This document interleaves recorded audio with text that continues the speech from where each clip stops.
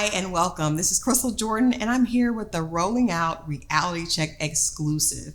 Now, I hope you all have been watching Put a Ring on It, which airs on OWN. The entire season, we've watched 3 couples deal with various states of dysfunction.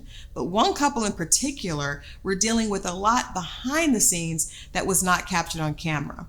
Today, we're going to sit down with Shorty Mack and hear a little bit more about what brought her and Kenneth to the show, what happened during the show, and most importantly, where she's at now that the two have chosen to break up.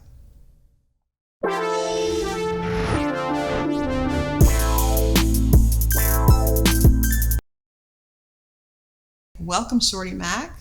Thank you for having me. Well, thank you for being here. How are you today? I'm doing good. I'm healing and trying to, just do better and better every day. Yeah. Yes. Well, we know that people just finished watching a very explosive reunion for Put a Ring on It with you and your ex, Kenneth, were on the show.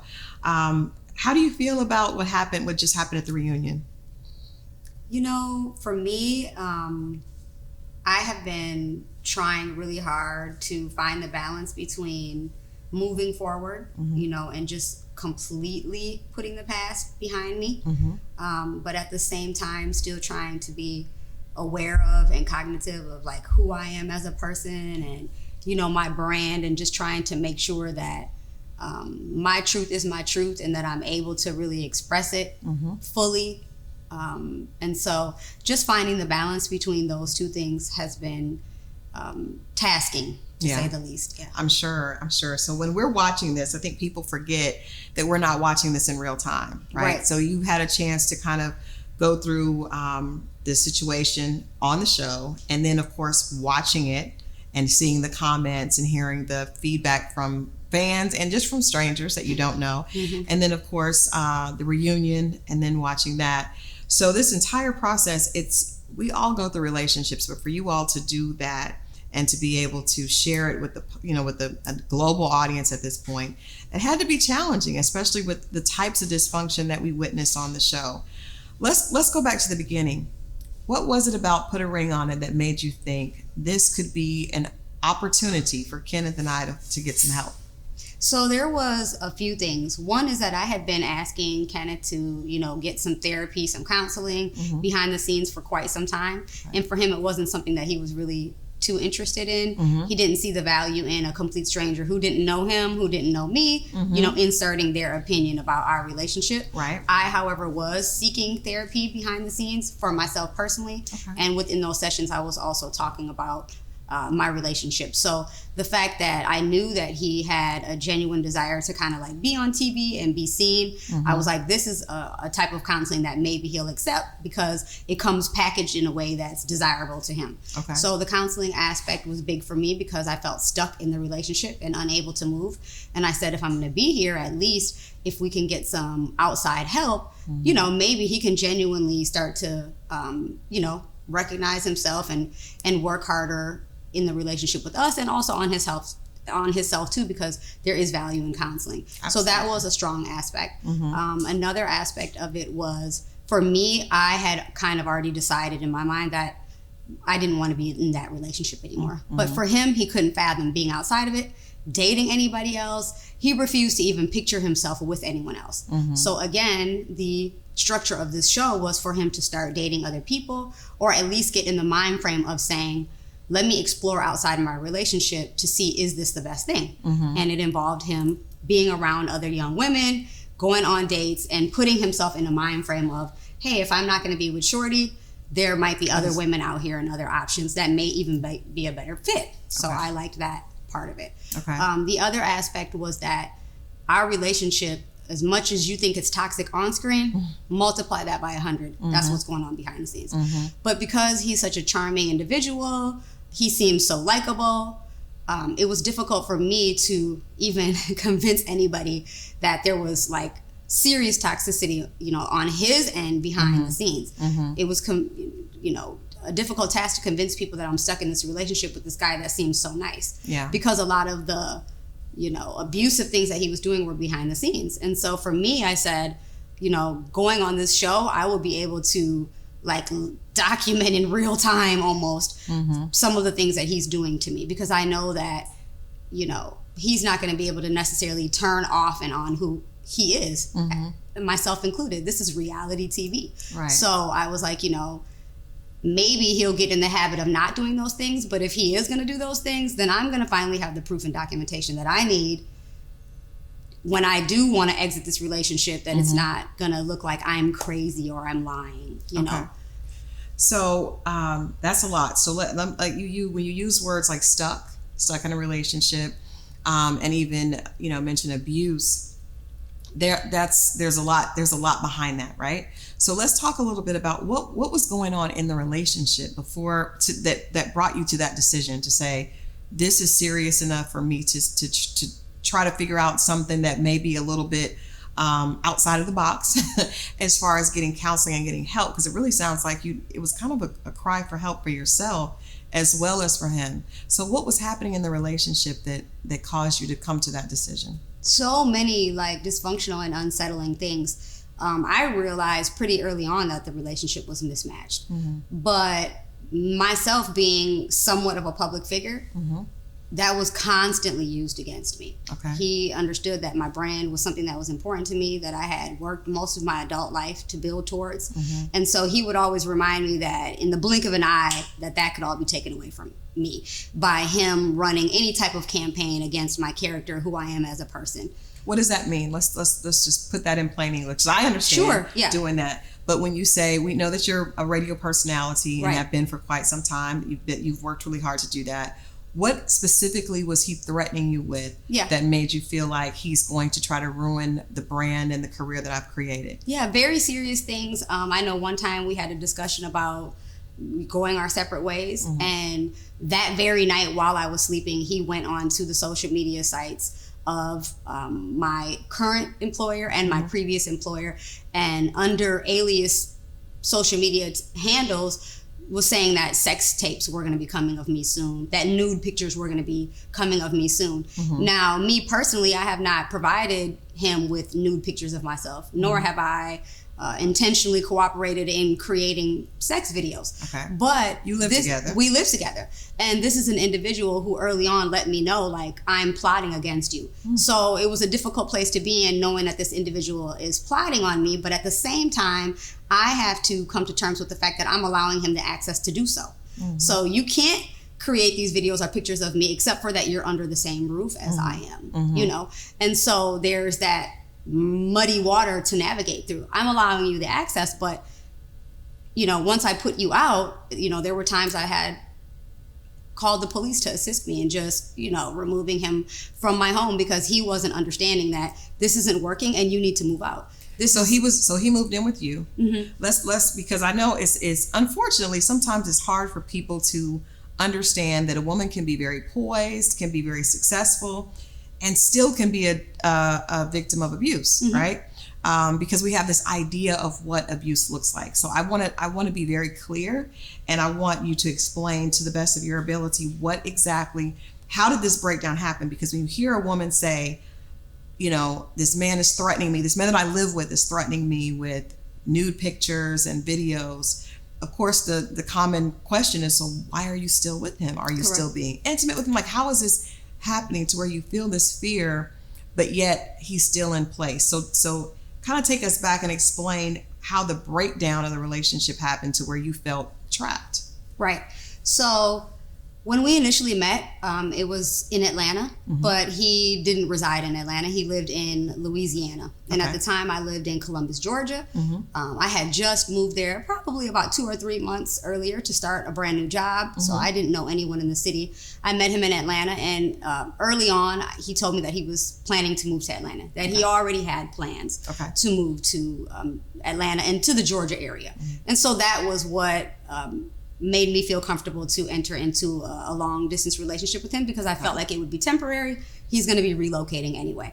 So we dated long distance for some months. He came out to visit me a few times during that time. He way overly exaggerated what he had going on. He did work in in the construction world, but he made it seem as if he was more the contractor, the general contractor. You know, he had this going on. And so it can be tough to 100% determine if somebody's telling the truth, especially when they live in a different state. Right. And so after some months of long distance, we decided that he was going to move to Georgia. Okay. And when he did, as soon as he got there, he had a financial crisis. Early on, it was like, you know, I don't have money. I lost it gambling.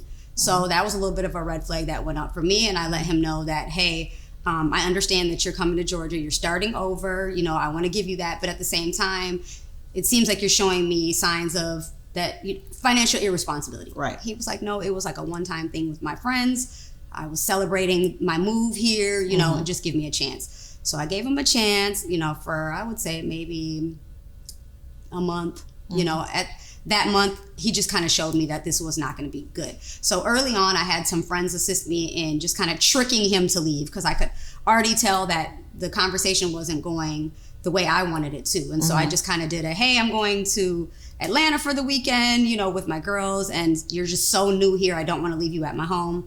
So, you know, I want you to find somewhere to go for the weekend. Okay. So you all have a long distance relationship. Everything is going well. Yes. And he's telling you that he's doing this construction. So you agree, you guys decide that he's going to move. He moves in with you. Yes. Okay. In Columbus. Okay. I just want to make sure that we're getting the timeline right. So he moves in. What was it about? Because when we watched the show, it's really hard to imagine how you guys got to that place. Like, I can't imagine with the Kenneth that we saw on the show, you being that excited. Like, were you guys, did you feel like you were in love with him? Were things amazing? Because for you as a young woman that's in this, you know, that's worked very hard to be at a place where you would allow him to come live with you, you had to really be excited about the relationship. Yes, definitely. And that was something that I hadn't done before. Like, I didn't, you know, live with a significant other prior to that. I think for me, what it was is that it was the brand newness of me moving to a brand new city where I didn't know anyone. Literally didn't, you know, even have friends or anything. It was just me and my son. The new schedule that I had allowed me to have way more time than I had when I was in Atlanta. This was a structured job. It was, you know, go in the morning, come home in the afternoon, and you're then free, right? And I'm free because it was a different type of market, you know, just a smaller city, and there wasn't as much to do. So I found myself with so much time on my hands for a relationship that I had previously not had. And so, you know, also I looked at it like, okay, you know, I haven't ever lived with someone, but maybe even from a financial standpoint, this might be a smart move where if I'm going to be sharing bills with someone, or if somebody's going to, you know, come into my situation and, you know, step up, that allows me to, you know, save some money here or do these different things. And so I was opening up my mind to go into the direction of having, you know, a long-term committed relationship. Before that, it was a small thought in my mind that couldn't pan out with my schedule and my lifestyle. And so, yeah, Did you have conversations? What were the expectations that you guys discussed in relation to bills? You know, we talk about sharing bills. Did he understand that? Absolutely. And agree that that's what you guys were going to do? Yeah, I early on expressed to him that I had never lived with anyone, and that part of that appeal was going to be sharing the financial load. And so, you know, he told me that he was looking forward to doing that he was, you know, pretty doing well for himself, and that anybody who he had ever, you know, been with, who he lived with, he expressed that he had lived with significant others before me, and that he paid all the bills in those households. And so for me, I kind of was like, well, if you paid for half of it, you know, that would be a step up for me. Right. Yes. And so early on, you know, like I expressed before, he was showing that he wasn't going to be able to do that. But and so we did go our separate ways. And so we were separated for about 4 months while he was in Atlanta, and he was working. He had a pretty decent job, it seemed to me. And so he was expressing at that time that he had worked on himself, and now he was at a decision point where was he going to get a place in Atlanta, or was he going to try to make it work with me again? And so by that time, he told me, you know, I'll give you 2 months bills up front if you just give me a chance. So at that time, 6 months had elapsed. We were still in communication over the phone. It seemed to me as if he was building.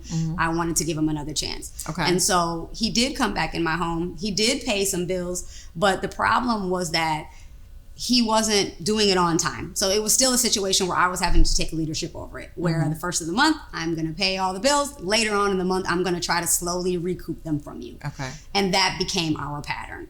And then outside of just that household thing, he just wouldn't contribute to anything else. He didn't have a vehicle, so he drove my vehicle, but then he didn't want to contribute to the, maintenance or, costs that were associated with that. Or, I like to travel. He knows that. So I'm not going to stop traveling because I'm in a relationship. It was also difficult to travel alone without him. So, I just found myself footing way more of the bill and still having to kind of chase him for it. And so I was like, okay, well, you are contributing in a manner, but it's still not in a responsible leadership way that I would like and that I expressed to you and that you told me you had.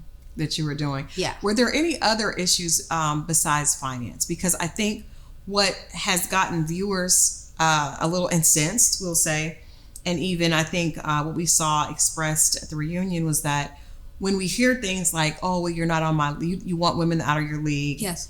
And that he's not husband material. Are we talking solely about his financial contributions? Because that's really all we heard. We heard correct financial issues, and then there's some other things that we're going to get into that I was very concerned about. But I'm asking you, as a woman looking at a man in a long-term relationship, you allow him to come and live with you and your son. You obviously were serious about the situation for a time, but were there things that he was doing for you outside of finance, just emotional support? You can be a leader without it all being about finance. It could be some other areas. So were there other areas that he was, living up to that made you give him a little bit of grace when it did come to the finances? My issues with him and, the whole out of the league conversation goes way beyond finance. Okay. We all know about the representative in the beginning. And so in the beginning, it seemed like he was going to be somebody who was very supportive of my career. Turns out he was actually looking forward to using that against me. Same thing with parenting. And, the TV show only shows you a very small dynamic of what we actually discuss behind the scenes. Right. Parenting is a big thing for me. I expressed to him when I met him that I was a single parent, that my child's father wasn't really in the picture, and I didn't look forward to being into a relationship with a man who wasn't an active part of his children's lives. Absolutely. And so early on, he did try to make it appear as if he was in his daughter's life, but he really wasn't. And it took for him to kind of, be moved in with me for me to say, hey, where are we at, with your daughter? And so because of my insisting, within the first year of our relationship, he did get his daughter for the summer. And I found out later on that it was very manipulative on his part. It wasn't with the cooperation of the mother at all.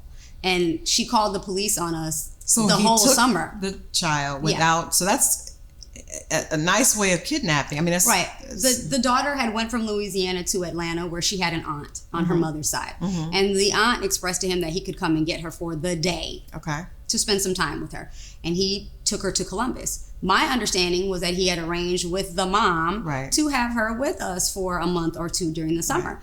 And I didn't understand what was going on. She was calling the police on us about every week. Child is missing, right? Yeah, and I didn't really know what was going on because, he's telling me that she's over-exaggerating. She doesn't want him to be a part of his daughter's life. It wasn't until later on that the mother told me that he didn't pay child support. He was not an active part, that he actually did have rights through the court, but that he never used those rights, exercised those rights. And that in her mind that was, abduction. And she was trying to give him some grace and leeway at first and say, okay, well, I didn't agree to this, but make sure you have her back to my sister by this time. Right. In which he did not.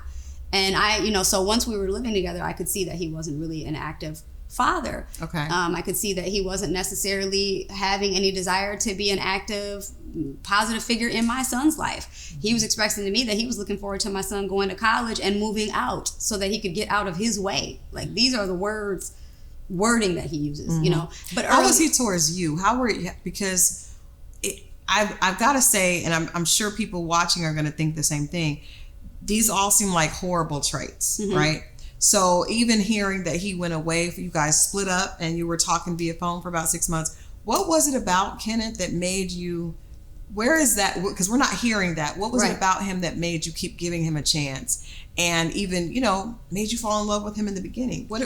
How was his interactions with you that made you kind of look past some of these red flags? Yes. That obviously came back later on. So that's a great question. So some of the things were, first of all, I have the type of personality. I have like an avoidant personality. I do have like commitment issues within myself. Okay. And so he seemed like somebody who was wanted to be committed to a relationship.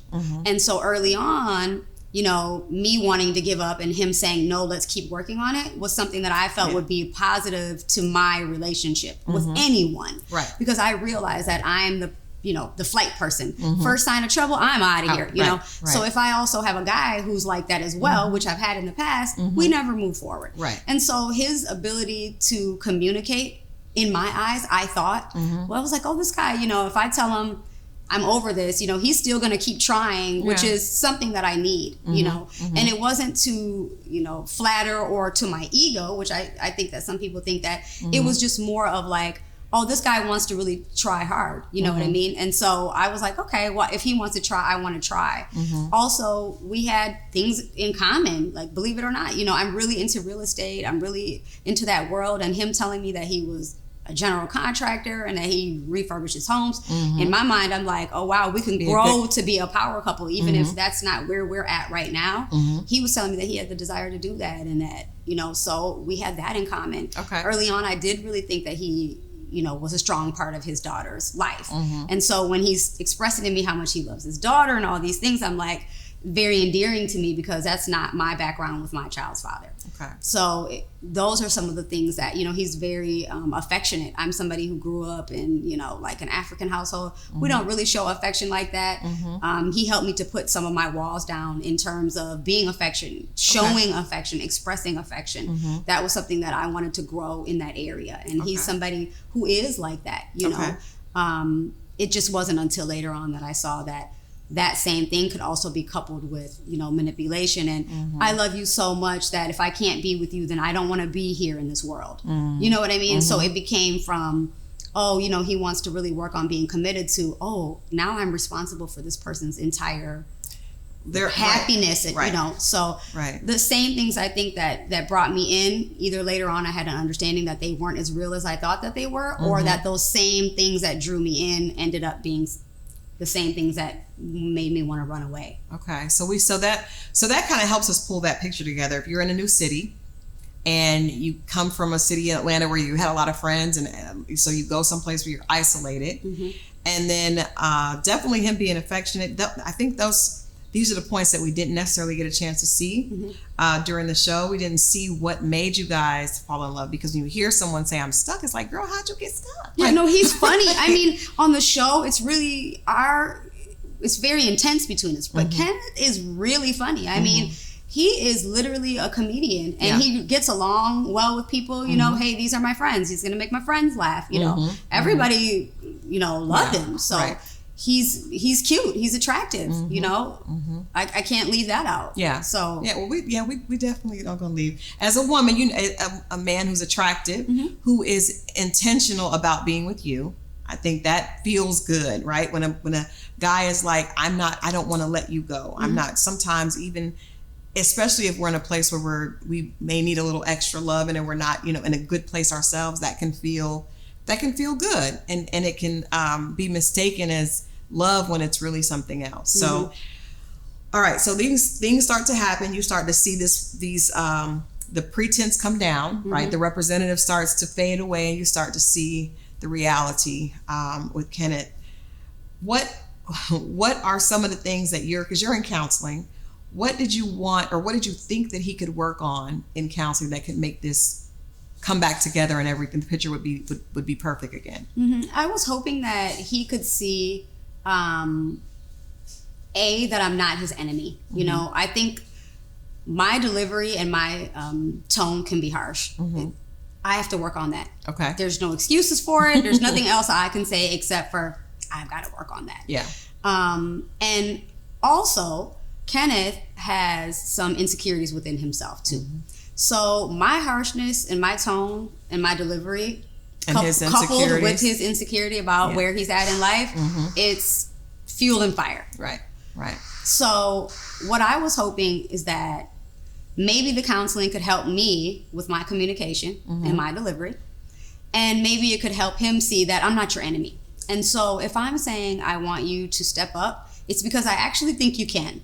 Okay. Because if I didn't think that you could, then I wouldn't even say it. I would just be quiet and just whatever else I'm going to do, But I do think that he has the ability to. But if he could just see, like, I'm not your enemy and, you have the ability to do this. If I say you're not doing this, I'm not saying you're incapable. I'm not saying you can't. I'm saying you haven't thus far. That's all the things that we saw you guys working on the show. And I can just say, as a woman, a lot of times our delivery is everything. When it comes to men, it really is more power. Our delivery and how we speak to people probably has more power than we realize, Right. So you guys get on the show, and when you're on the show, because I'm gonna be honest with you, watching the show, it did seem very much like you were on the show to get out of the relationship. Yes. I said that initially. We see you go out with Hollywood, and every guy that you went out with, you are excited to be. It's like, ooh, I am free. I am free. And we see him not really wanting to engage, not really wanting to be out of the situation.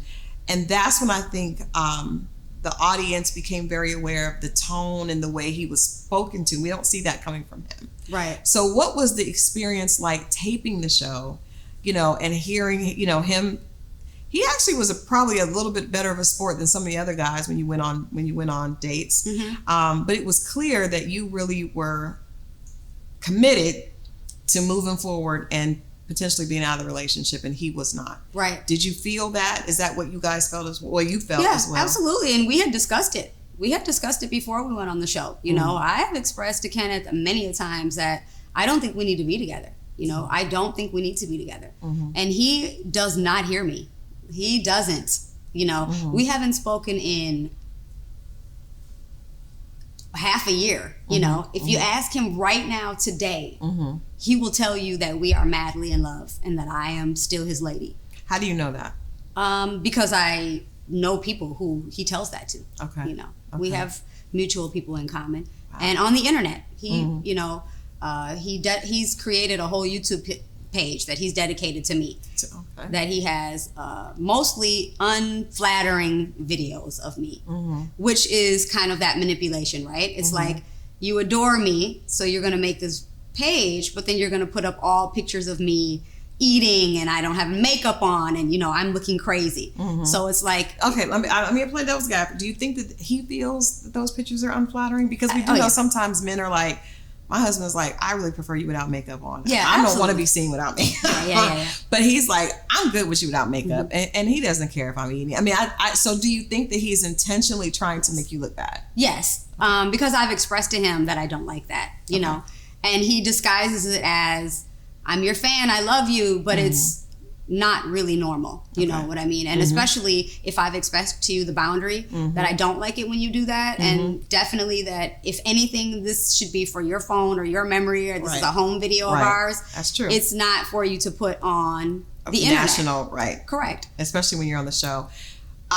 We gotta talk about the fact that when you guys were on the show, I think one of the scenes that bothered me the most was him taking screenshots of your bank account and sending them to his phone. Yes.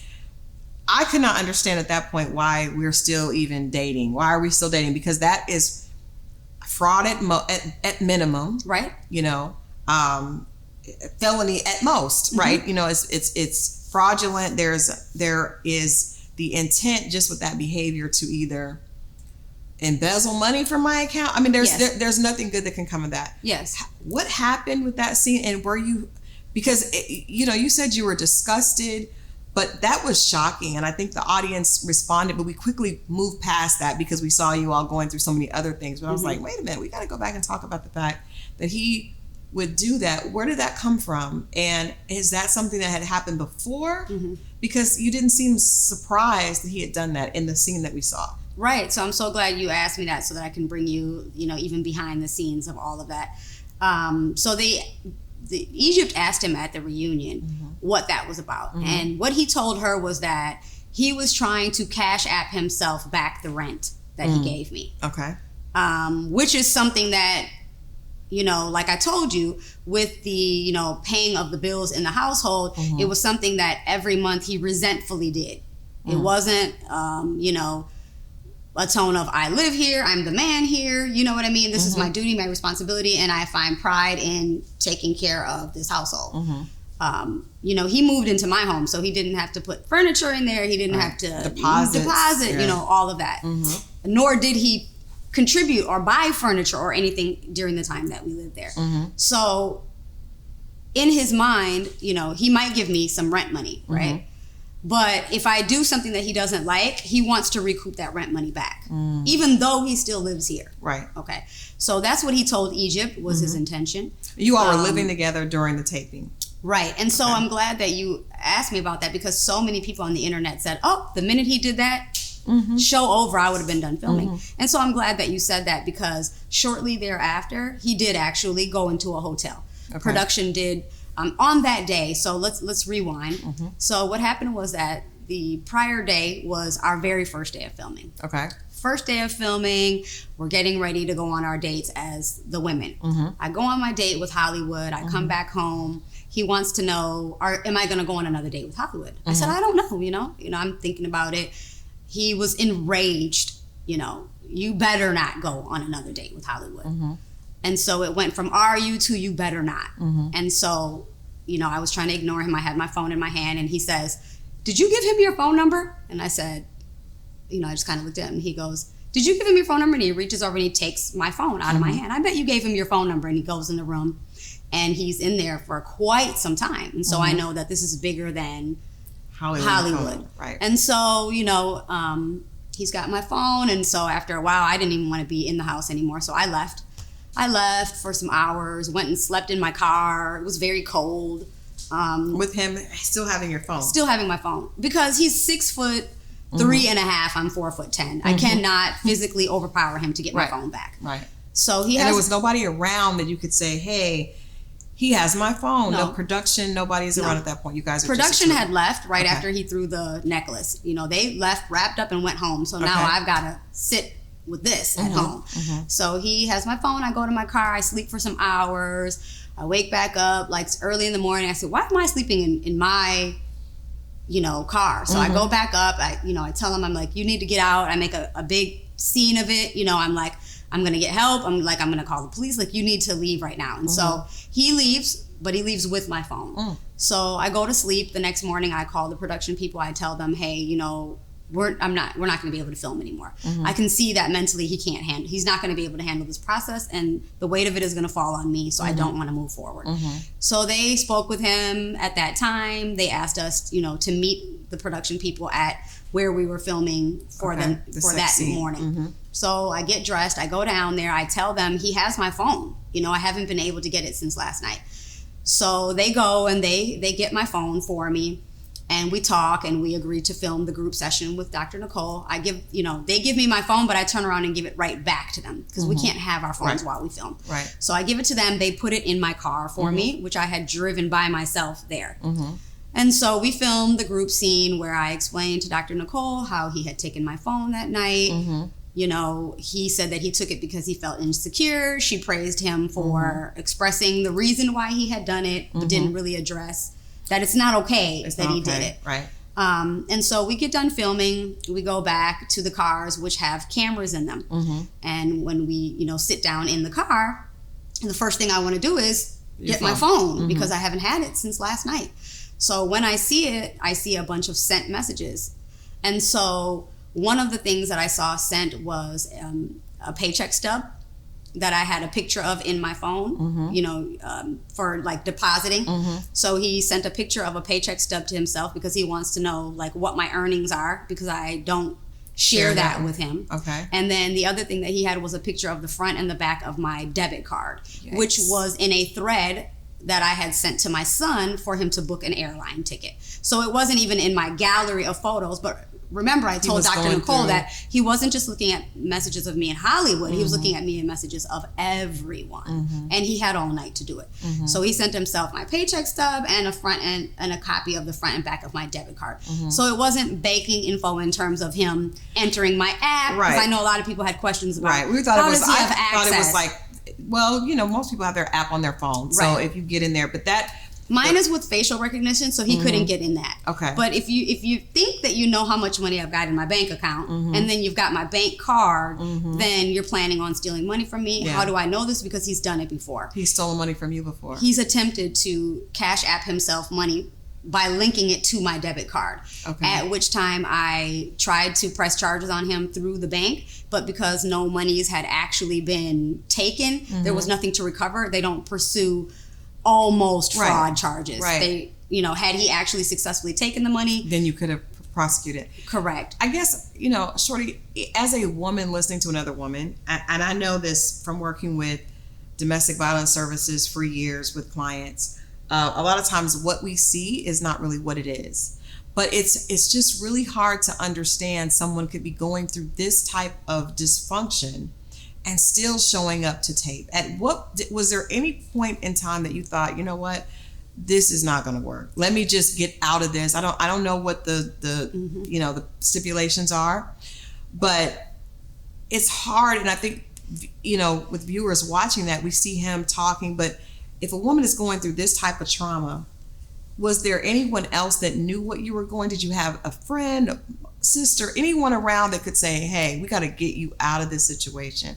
There's no reason a man who is threatening you with doing things with your finances, that is pretty much, you know, saying things about, like, you know, I want glad when your child is out. It just doesn't seem like after the representation is over, there was anything there that should have made you stay. So I want you to kind of explain from your perspective what was going on with you to make you think, okay, well, let me stay in this situation. The show can help. When it became obvious that the show really wasn't able to help, at the point when your phone is missing overnight and you guys are taping the next day, that's not the type of help that the situation that you're explaining to us really needs. You know? Yeah. So that's a good question. So for me, everything was a nightmare, and the nightmare was ongoing, whether the cameras are present or not. Didn't make a difference for me because the nightmare was happening. So for me at that point, it was about shining a light on it. And so in that moment on that day, as odd as it may sound, when he took my took my phone, they were able to get my phone back for me. When he took my banking info and I was asking him in the car, can you show me that you deleted it? He walked out of the car. But I was able to go and talk to the production people who did go get his phone, and they did bring it to me, and they did sit with me for 30 minutes while I went through it and deleted. Because your information. Yeah, because he did take the production people seriously. It was something that he wanted to be a part of. So for me, it was something I could also leverage too. Because you're not taking the police seriously. You're not taking my friends and family seriously. You're not taking your family serious. But you have these claims of being an aspiring actor. So now producers are telling you, hey, you need to give us her phone, and you're doing it. And now producers are sitting with me while I'm deleting not only those bank cards, but anything else that he may have had in his phone for quite some time that I haven't been able to access. They were able to help me get him out of my home, because shortly thereafter I told them that I was very uncomfortable, and I did feel in a space where I could express to them what was actually really happening to me, and they did express concern and ask me what could they do. And so they did put him in a hotel. They were able to remove him out of my home. He hasn't been back since. So this did give you it did work in that way. Yes. So also the type of housing that I'm living in now is a high-rise condo, which prior to that, you know, he could just come and knock right on my front door. You know, I spent a week at my girlfriend's house one time. You know, he showed up there. He said he was armed. We didn't see a weapon. He was armed. He did. He on the Ring doorbell, he said that. You know, and so he said, I have a gun. Well, somebody told him that I wasn't at that house and that he needed to get off that property because that they were armed. And he expressed to them that he was as well. Which is not what you say when you're on somebody else's property. No. You know, so that's how. So, so production, you know, they were able to help me safely remove him from my home. Like I said, he hasn't been back since production got him out of my house. They also put him in a hotel for a little while. I know that was something that he, needed. If you feel desperate because you don't have anywhere else to go, right, that gives you an option. Right. And even him stealing my banking information, all of that stuff is now on camera.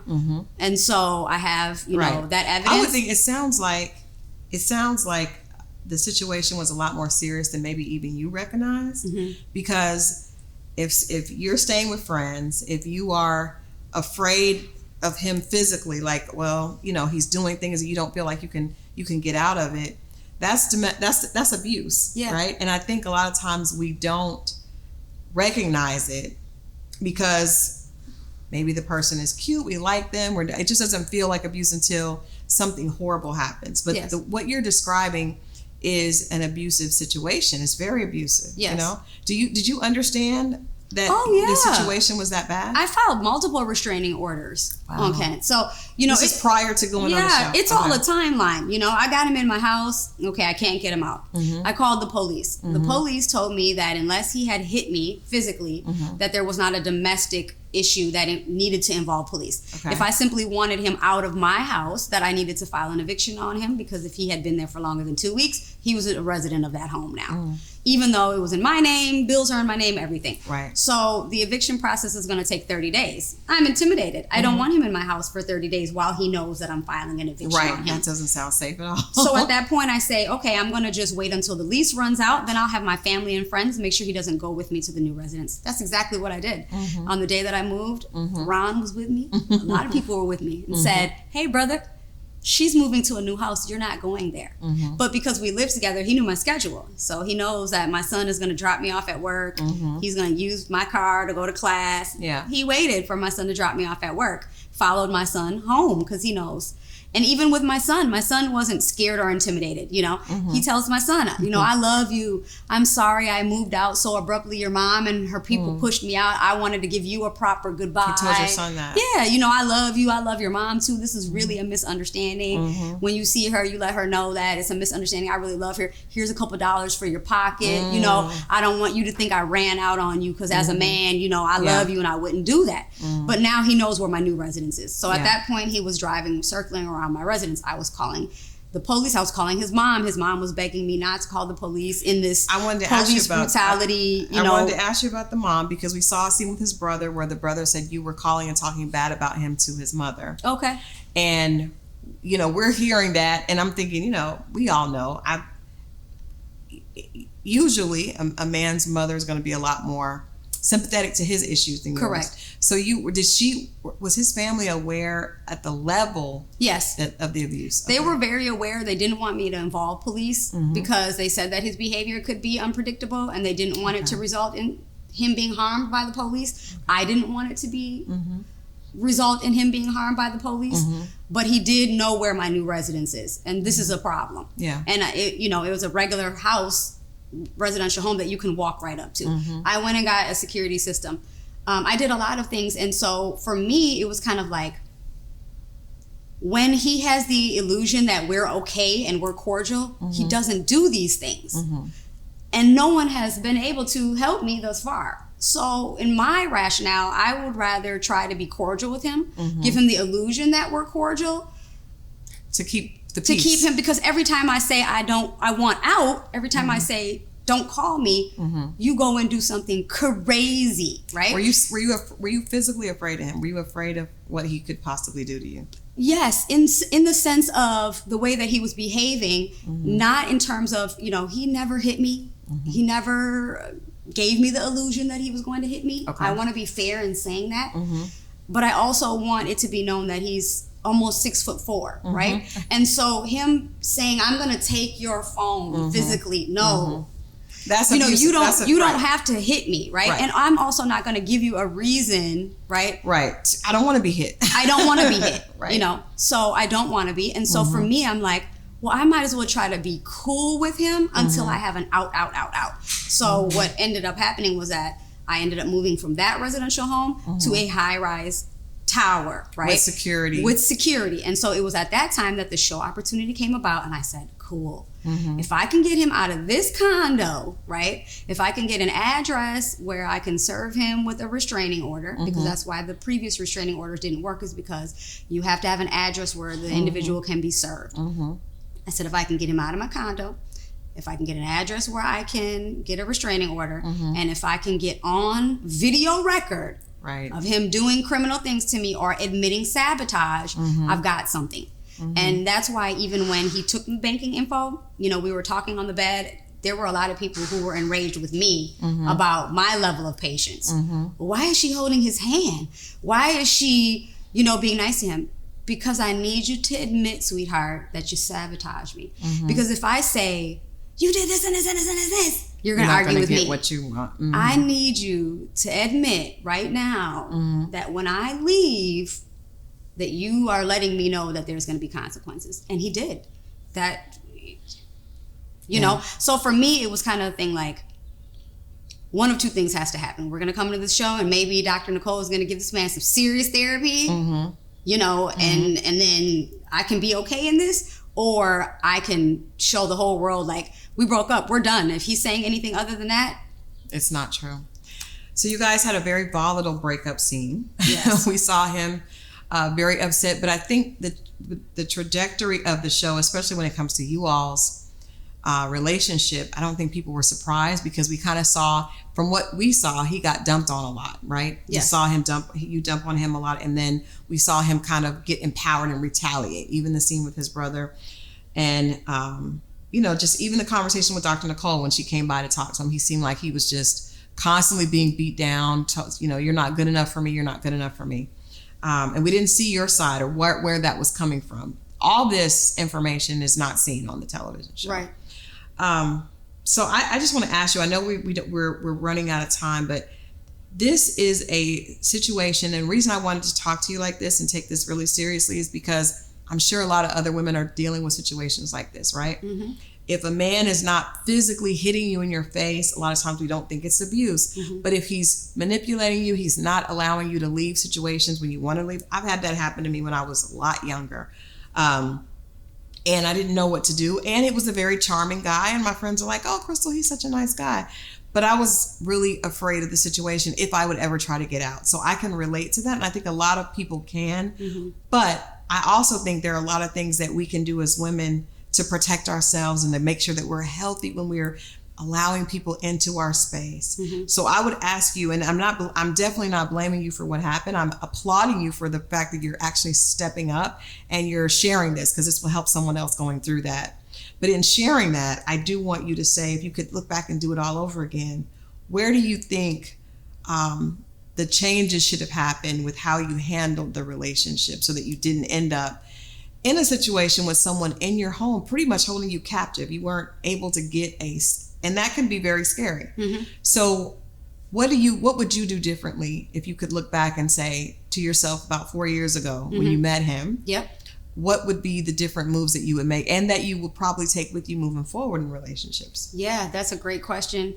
For me now, you know, there's in hindsight, not in hindsight. For me now, moving forward, I know that the issue that I need to deal with is codependency, is thinking that if I help someone, that it's going to cause a greater loyalty or a deeper bond, right? I've got to fix that first within myself. I've got to continue to stand strong on what my standards are. The internet kind of beat me up, and, you know, with the whole, oh, you think you're better than. It's not that I think I'm better than, it's that I know who I am. And do you understand why that was taken that way?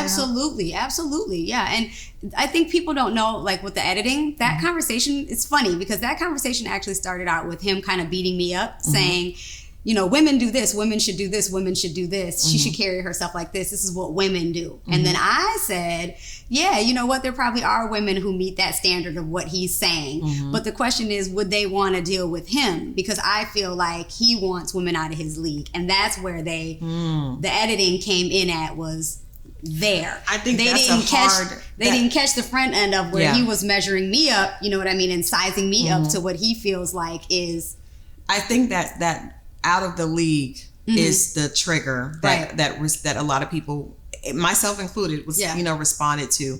I also think it's important to say that when you're going through something as serious as that, because we're thinking out of the league meant, you said beautiful, you know, got a career. That is not all that is needed when we're talking about a husband. Correct. Right? Absolutely. So I think it got kind of watered down, and we're looking at, she thinks that she looks so good, and she thinks that she makes so much money. Yeah. But the situation was so much more serious than that. Yeah. Right.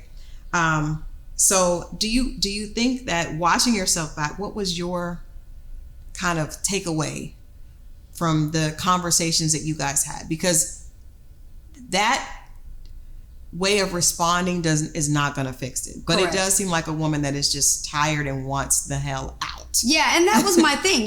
There's no reason to punish people. Right.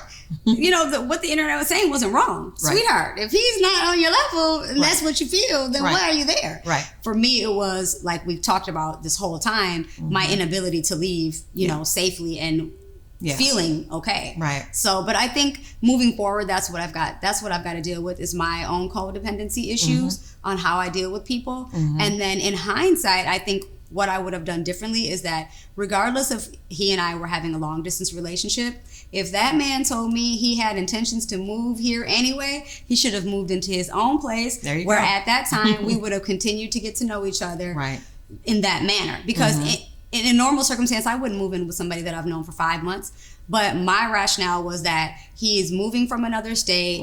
He's uprooting himself, for me. And so I don't want to not be cooperative in that. Right. But that wasn't the case. I wasn't listening. Right. He's not uprooting himself from me. If what he's saying is the truth, which time tells the truth, right? So if he says, I'm getting ready to move to Georgia anyway, go ahead and move to Georgia. Yeah. Get your crib and let's continue to date and let's continue to get to know each other rather than me moving somebody who I've known for 5-6 months who lives in a whole other state into my actual home that's asking for disaster. As bad as the situation is, it could have been even worse. It could. That's why I was like, I'm actually glad that you're safe and your son, because that's not as a former single mom myself, I know it's so important who we expose our children to. Yeah. But most importantly, who we expose ourselves to. And it was me. It's so funny to me. I think I feel stuck because on one hand, I have like the internet saying, oh, you think you're this and that, But on the other hand, it's like the reason why I let him move in my house was because I felt bad. Yeah.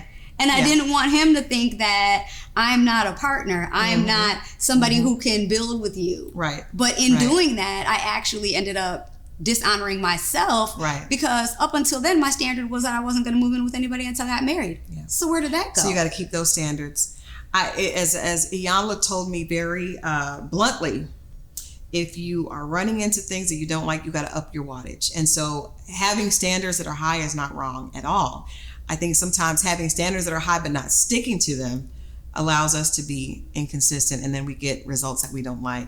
But I appreciate you coming here and sharing this conversation. I hope this helps someone else that's watching, because a lot of times these situations happen and they seem very innocent at first. He's cute, he really likes me, he's into me, he's serious.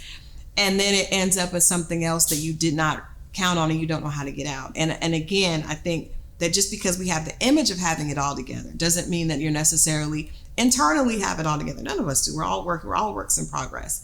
And so I appreciate you, and I believe that you're going to be just fine. We're happy that you are off. You got out of the relationship. Yes. I'm sure he will hopefully get the help. This is all. I want to make sure that people know that we did not have a chance to talk to Kenneth. So this is wanted to have this conversation with Shorty for her to be able to share her side of the story, but we have not talked to him. So everything that she says is from her side of the story, but I thought it was a really important information for a really important story, and it's really important for other women to hear that. Yeah. And so I thank you for doing that. Thank you. And I just want to say that my intention is not to, disparage him in any way.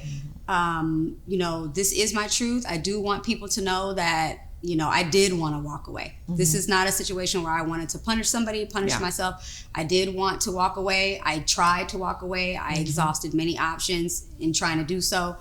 It just didn't work. And I want people to know that this is my takeaway. Like, I want women to know that love and abuse cannot exist in the same space. Abuse goes beyond physical domestic violence. If you can't be yourself without fear of retribution, whatever that is, that's not normal, that's not okay. And I saw a lot of women on the internet, you know, kind of wishing me well and saying that they feel like he does really love me and that they hope that we work through things. And I just want to put on record that I know that Kenneth doesn't love me, because I know that abuse and space cannot exist in the same place.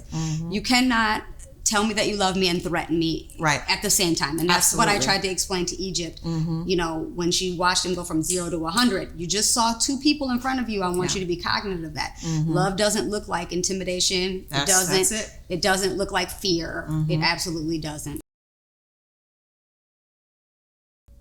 I want to thank you all for watching, as always, this reality check exclusive with Shorty Mack and Put a Ring on It. I'm so happy that this worked out for her, that we're happy that she's safe, that she's moved on with her life. Hopefully Kenneth will do the same thing. But if you're out there and you're dealing with some of the things that you heard Shorty talking about, please don't wait for a reality television taping. Make sure that you get some help today. I want to make sure that you have this number, the National Domestic Violence Hotline. It is 1-800-799-7233. If you're experiencing anything like this, make sure that you call them. Make sure that you do not wait. You are the most important person in your life and to everyone else around you. So make sure that you do that. Remember, fear and abuse and love cannot all exist in the same way. This has been Crystal Jordan with another Reality Check exclusive. I thank you guys for watching, and I'll see you next week.